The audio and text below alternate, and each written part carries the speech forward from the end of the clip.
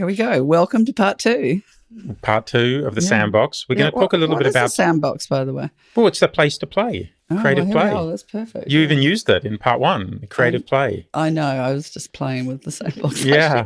Well, we have to... Well, so it really is a Steiner sort of thinking idea. Yeah. Well, a lot of the job of producing is getting out of the sandbox and actually making it happen. So I think it was also... That's an interesting thing my personal inspiration to want to get back in the sandbox a little bit and have conversations that maybe don't lead, don't lead somewhere so don't directionally. Cost you millions of dollars. And don't cost so much. I want to just talk for a sec about story and about how you think about narrative. There are all these narrative structures and ways to think about what narrative should be. There's also characters that you create, and whether one listens to the characters and sort of takes the cue from where the characters want to go, where they want to go. There's the poetry of a film. How story focused are you versus focused on cinema as an art form? And how do you think about story and narrative? If I can ask such a broad, unspecific question. Oh, that's a biggie, isn't it? I mean, is the fundamentals of story important to you, or you're creating a movie that somehow is more about character and following? Well, it can't not be about story as well. You know? Yeah. Story is the journey, and then the characters, the people or creatures on the journey. Mm-hmm.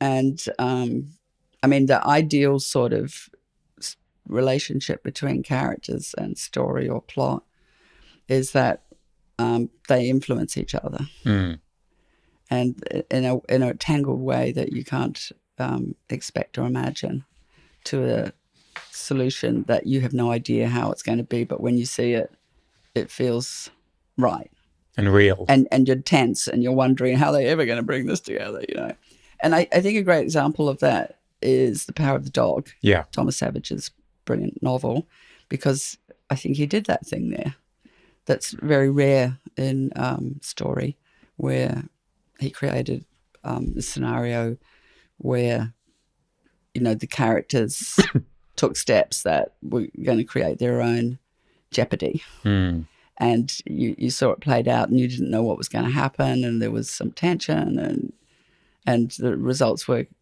maybe really different than you were expecting, but correct, I love that line that the characters create their own jeopardy. Yeah. That's when you feel like the characters are taking you there rather than they're being forced to go on a journey.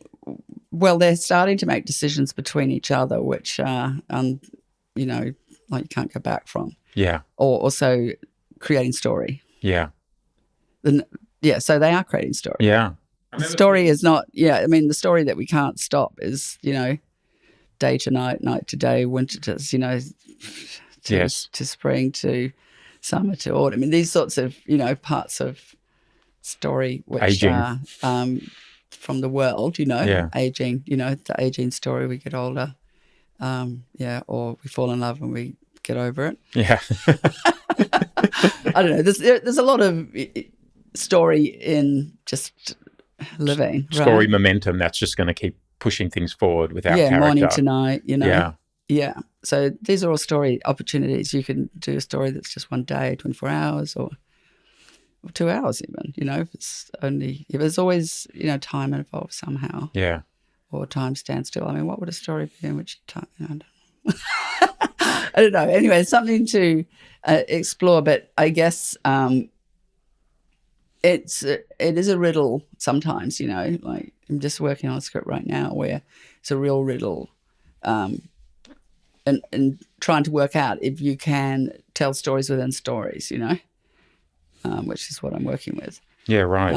And, they have to feel like the story is going to take them, like the major story that you've got working, that the story you want to insert in it has got hooks from the major story. Yes. This is going to reveal something in its own sweet time that is going to enlighten me, and therefore I accept it, So like if someone starts a long story and you're in conversation where you go like, oh my God, where's this going, And then it sort of seems to come around and expose, there's a little bit of a journey with it. And then you go, oh, I see what they're doing. Wow, they're really not going off topic. They're bringing it back in a way which I couldn't have anticipated. Yes. That's fun. You know?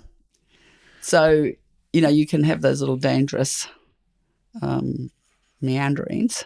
Well, you've talked about surprise a couple of times, and it is, I remember even when I read Middlemarch, just constantly being surprised at where the story was going. I'm so excited you read Middlemarch. That's so, what got you into the idea of reading Middlemarch? Well, it's I guess going back to those very rich character-filled stories and that surprise I felt where it was a strong story, but the characters were creating their own story in a sense, in going places I didn't expect.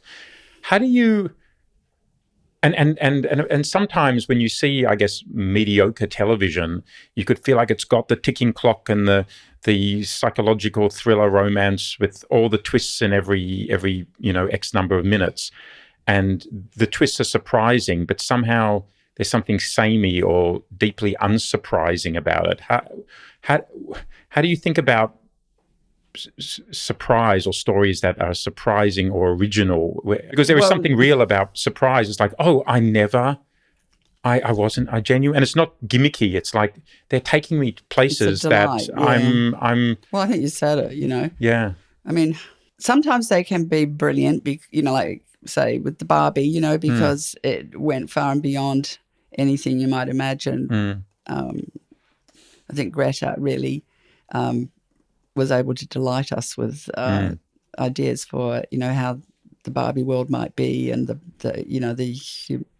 badly busted up Barbie, which is always one of them in every Barbie collection.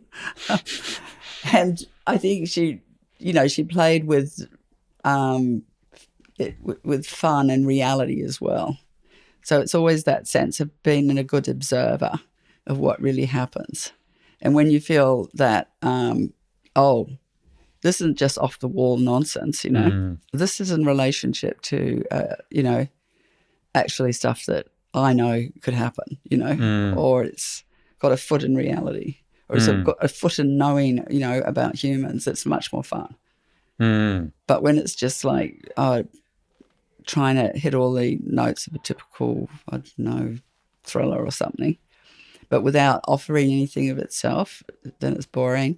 Like, for example, the millennial thriller stories from Scandinavia, Dragon and Fire and whatever it was. Like, I thought they were brilliant. They're actually feminist, done by a guy.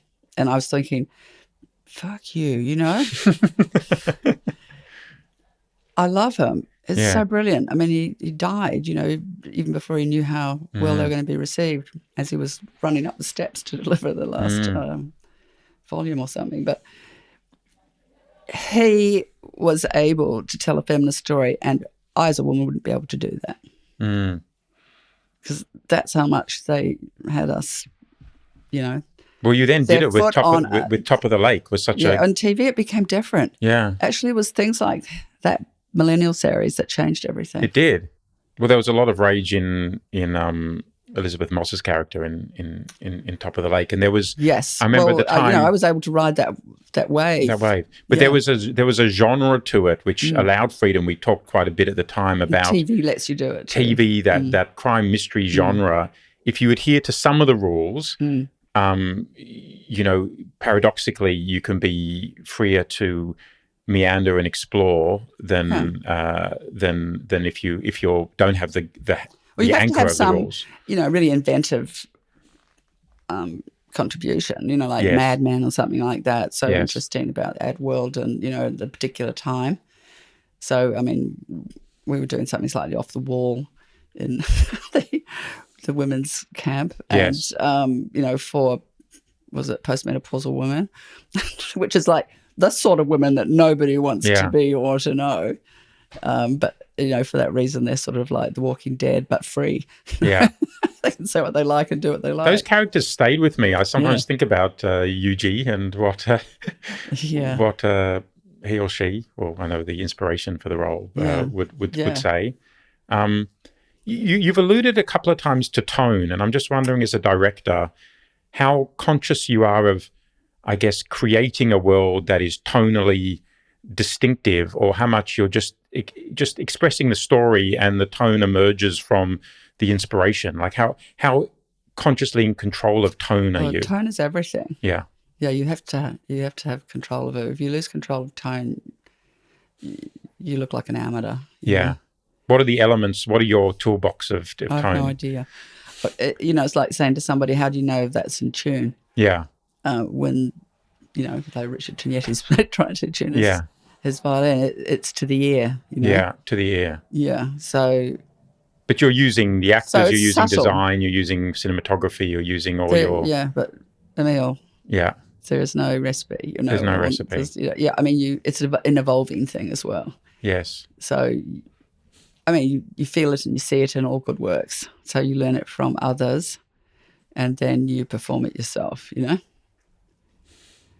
And you know it when it's there. You're like, oh, that's off tone. You might say, oh, the tonally was confused, or and that's a sort of cardinal sin, which I've been accused of a few times too. Yeah, right.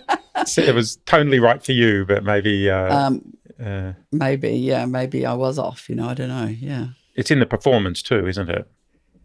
But it's in everything. Yeah, it's like chi. Yeah, it's in everything. It's in the design, and it's how everything connects together. I mean, it's like you could, if you like put yellow socks with your outfit today, that'd be kind of cool, right? I think these socks are quite cool with this. Off tone. I wasn't sure. They're on tone. I think they're too on tone. On tone. Okay. Yeah, it's like you need something to offset. Yeah. Yeah. So like you've got everything is earth colors. A bit too tonal. Yeah, it's a little safe. Yeah. So you would say like, oh. Well, I'm trying to let the camera move to you. That's what I'm like. I appreciate it, but I hope it's not getting too personal. You're going to be hurt, and we'll have to get the red socks out. But he was wearing a big purple shiny jacket the other night. Oh my god. Okay. Well, everyone's going to look like a Marnie. That's nothing. Yeah. That's sort of boring. That's already been found and done, and so doesn't show or tell you anything about humans. Well, that guy that just came in before. Yeah. Judah, he's playing heavily in the field.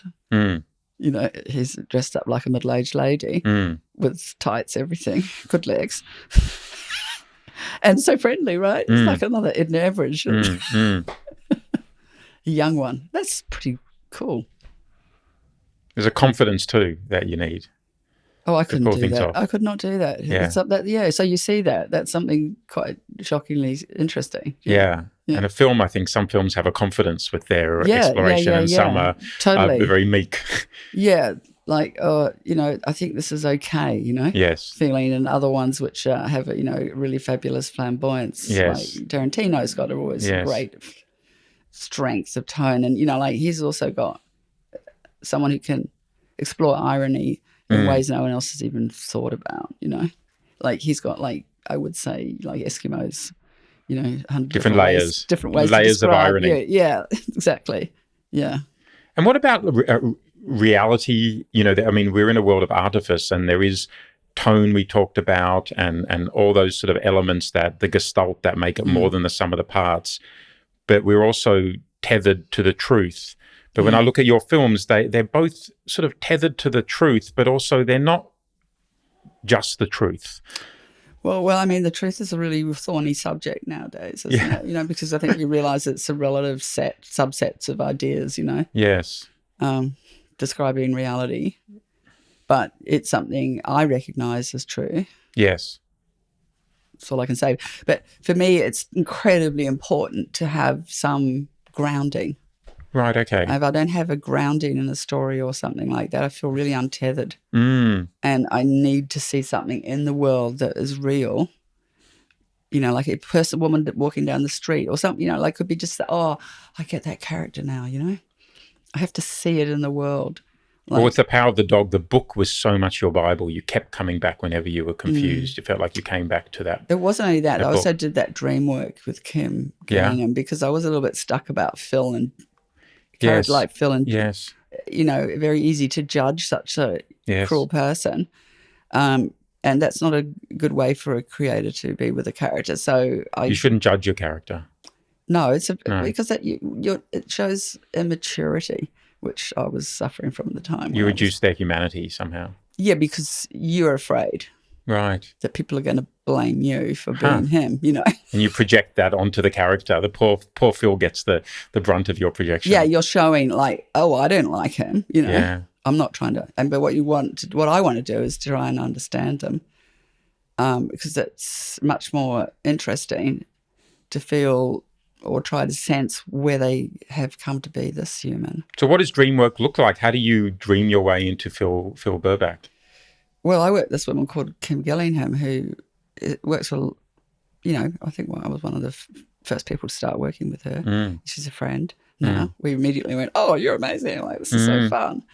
And she's working with a combination of Jungian ideas and like a long Jungian training in dream work, and also with acting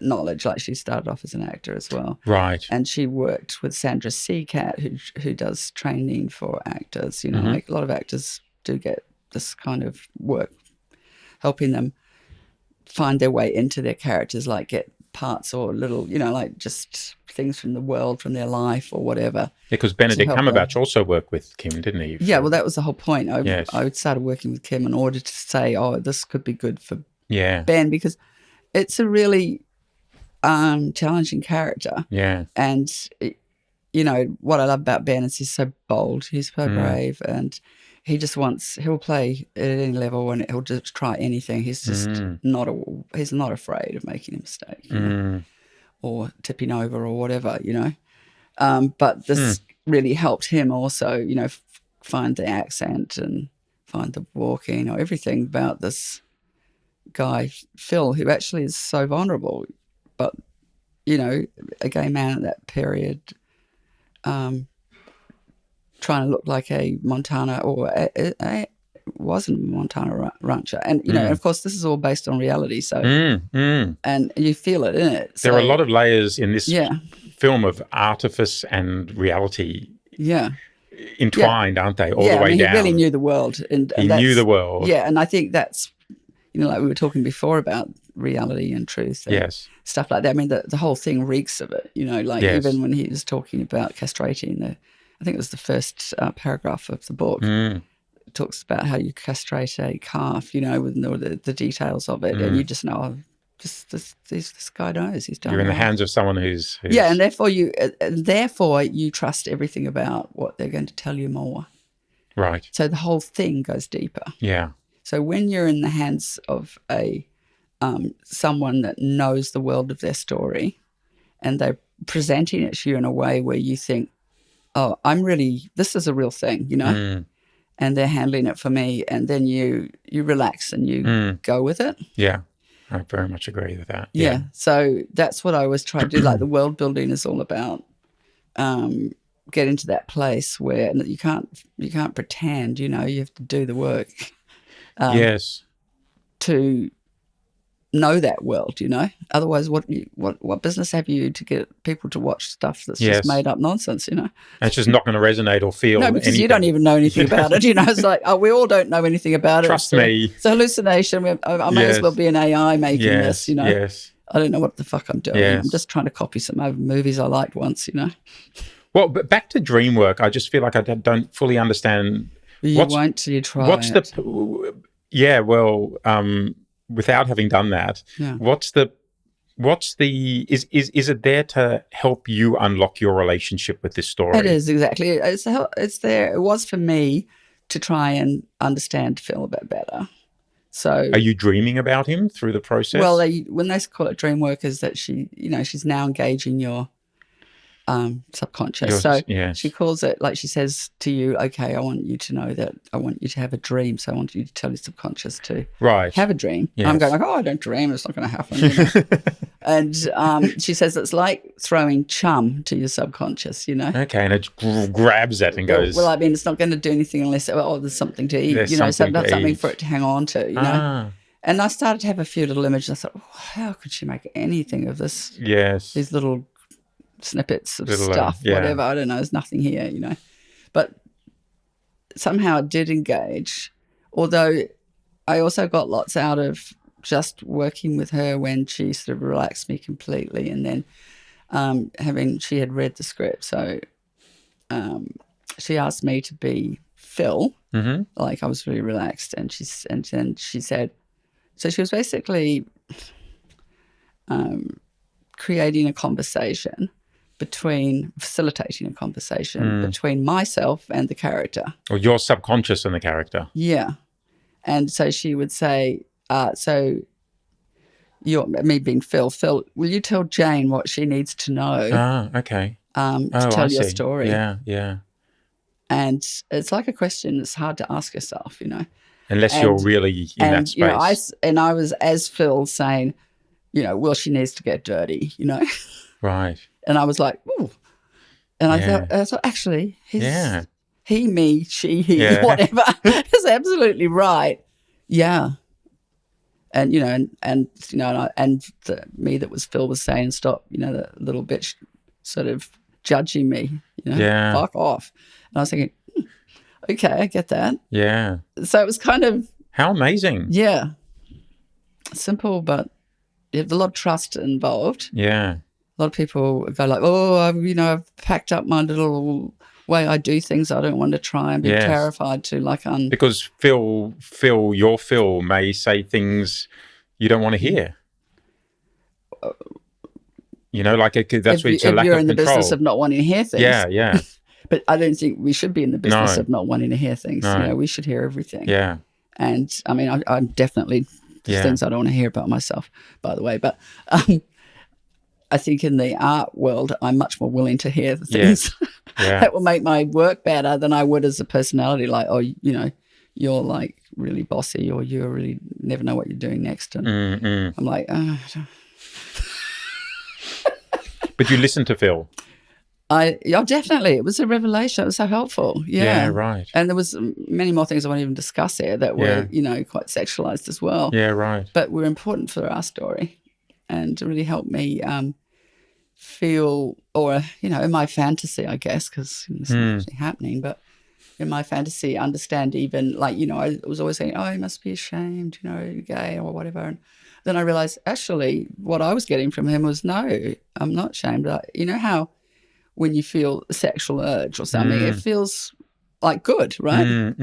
This is good, so it's beautiful and you trust it.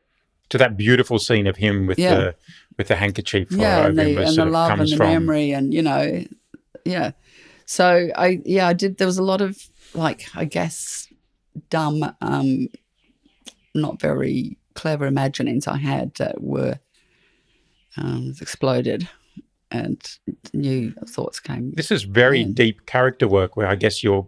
Yes, everybody. Very deep character work we've got here. I mean, it truly is. And isn't that what we're in the business of doing? You're trying to get yourself out of the way and just really listen to those characters because they know best, And how do you do that? I mean, like, that's a little thing to unpack too. How do you get yourself out of the way? Yeah. Well, you connect to something that you're not in, which is your unconscious, Yes. Yeah. Well, the story of it's Jane, you, but not you. It's sort of you, but not you. It's. I don't think I like Phil. I mean, he's a monster, Yeah, and art can be that. Art can sit outside Jane's judgment. Yeah, you have to be in alignment with your characters because Phil is teaching us so much in this story. He does. So he explodes so many of our prejudices. And, he's teaching us an enormous amount. And you got to have some villains. Like, the villains are the best. And they've got to be spicy and in pain. Yeah. And, I mean, not just psychopathic maniacs that, Yes. I don't know, just, well, I guess they exist but not as interesting, maybe. When you're choosing your actors, yeah. are you do you feel like they need to have the qualities of the character within them somewhere? I mean, how far can acting ability go, and how It's much? a really good question. How much are you like? Really I'm good just not question. sure Yeah. if they have Phil within them, and no matter how far they look. I mean, or you're casting for tone. What? Yeah. I mean, what's the most important thing? Well, in the case of Benedict, say, I think Benedict's a really great actor, and he's got the reason I think it is, looked at his work. Yeah.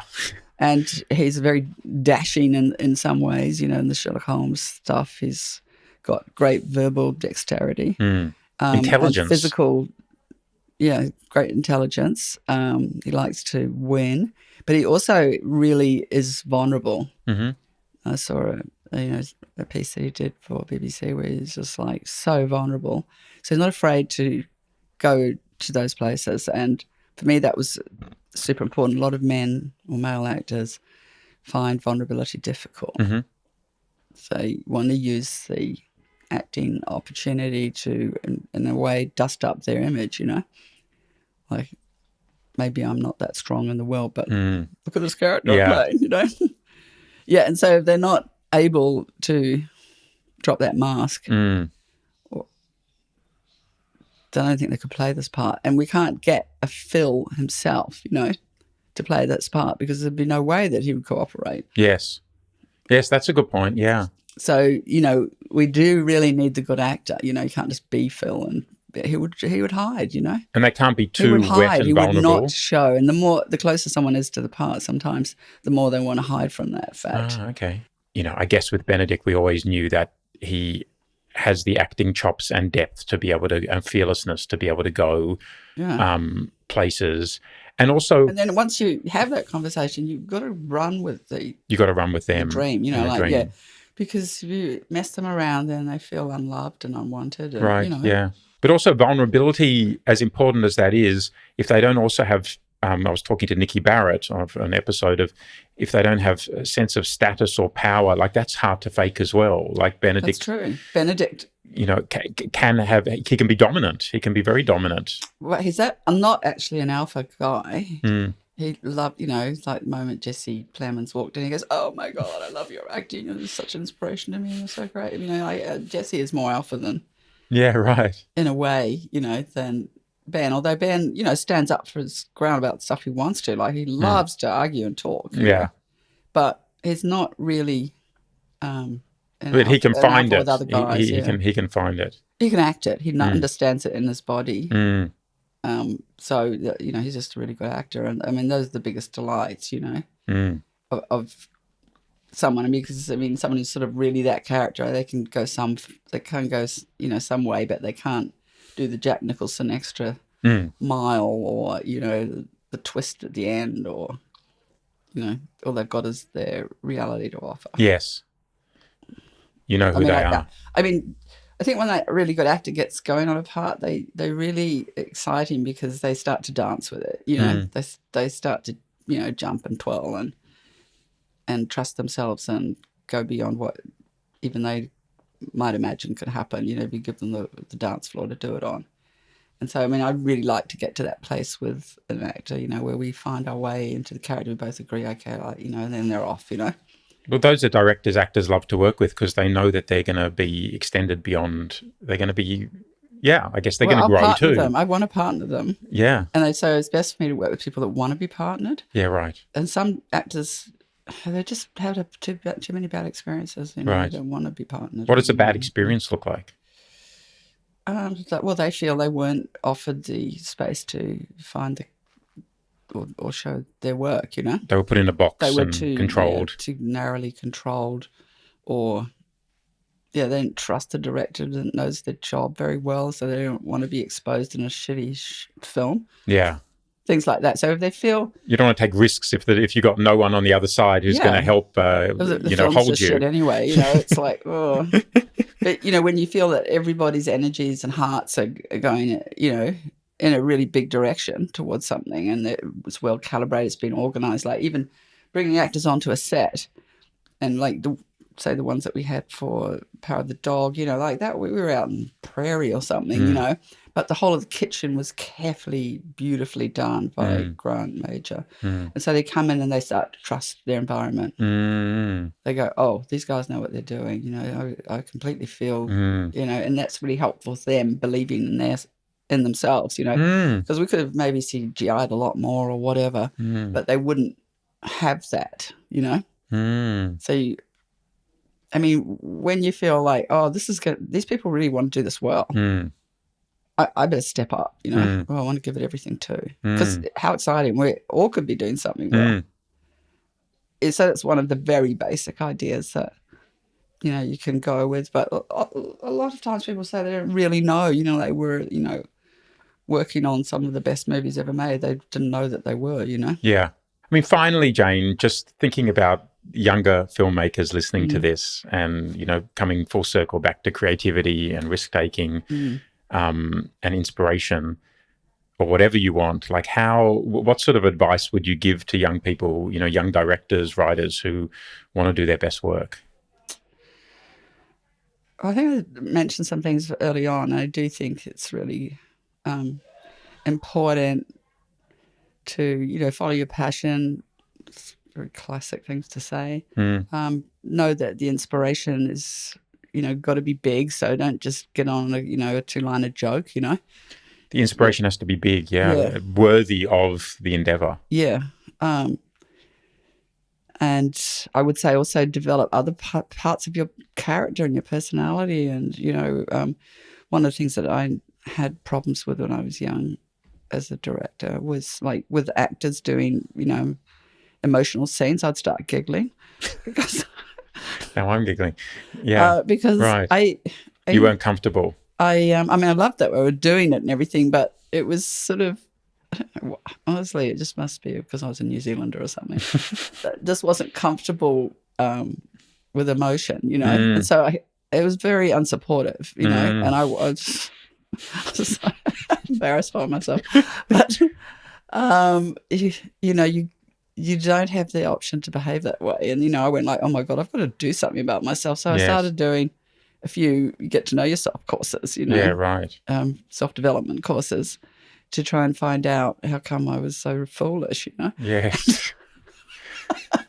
Also, it's also part of a sort of surrealist humour thing. But nevertheless, that's a human being out exposed to ask them to do that. And, I can laugh later when I look at them film, but at the time I have to be there with them. Yes, their partner, back to partnership. Yeah, back to being that partner and not abandoning them and rolling around on the floor laughing. Yeah. Watch a lot of movies. I'm really shocked by how many young people have not seen the great cinema of the world, I wish I had my list here with me, but it would be a really good thing to put a list together.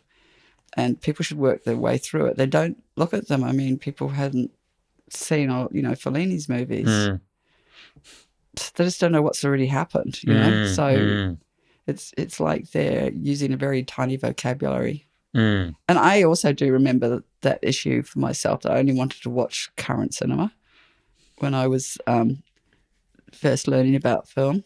And they always go, oh, let's go and watch Stagecoach or whatever it was. And I thought, this film's shit, man. Stagecoach, it's supposed to be like perfect shape or form. And I couldn't stand it.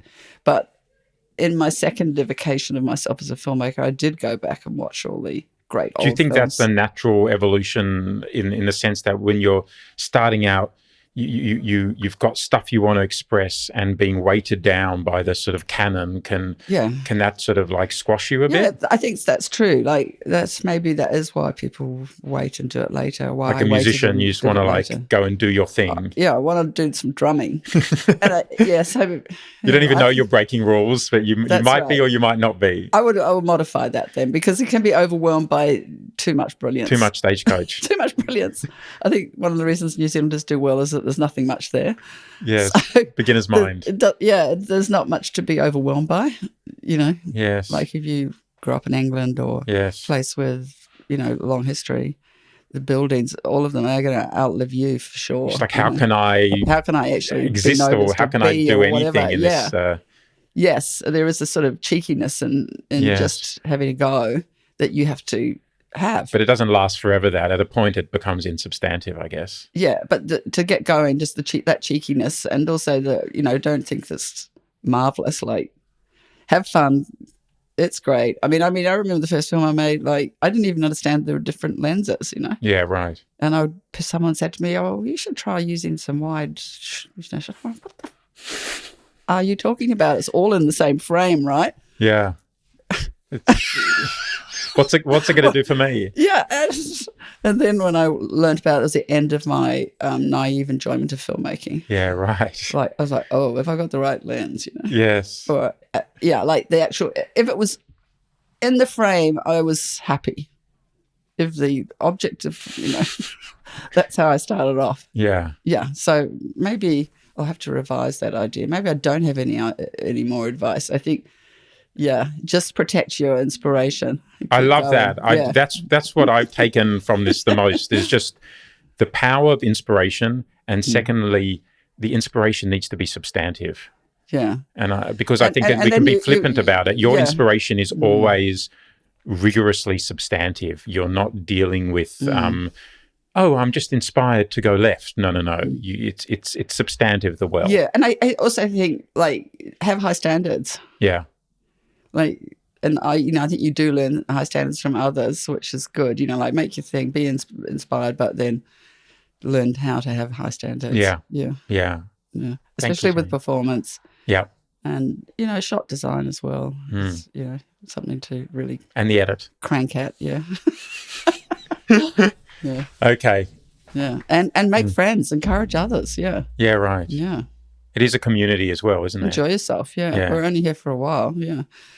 Well, that is a great way to finish, because one of the joys of my career has been not just working with you, but the joy in working with you, because joy is always an important part of your working process, whether it's the much focused on lunch break or or whatever it is. It's like, actually, we're not just making a film, we are living the making of the film, that the making of it is actually our life. It's not just let's just grit our teeth and like get to the end, get to the finish line.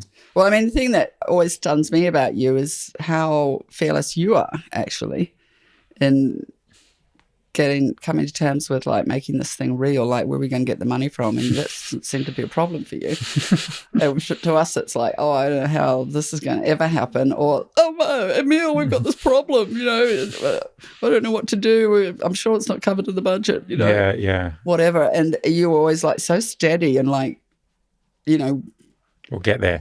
We'll get there. We'll work it out. I'll figure it out. I've got an idea how to do that. And also making money for us, Yeah. like with really cool ideas about structuring financing. Like, people don't know that stuff. I don't, like that. You've got a lot to offer, and that you should be doing a podcast on how you think about financing, or how you come to do it, and you're so cool and calm about it, Oh, well, thank you. It doesn't seem to even ruffle you. You're just like, oh, just some millions, whatever. Okay, well, on that note, let's finish. Thanks, Jane. Okay. That's fantastic.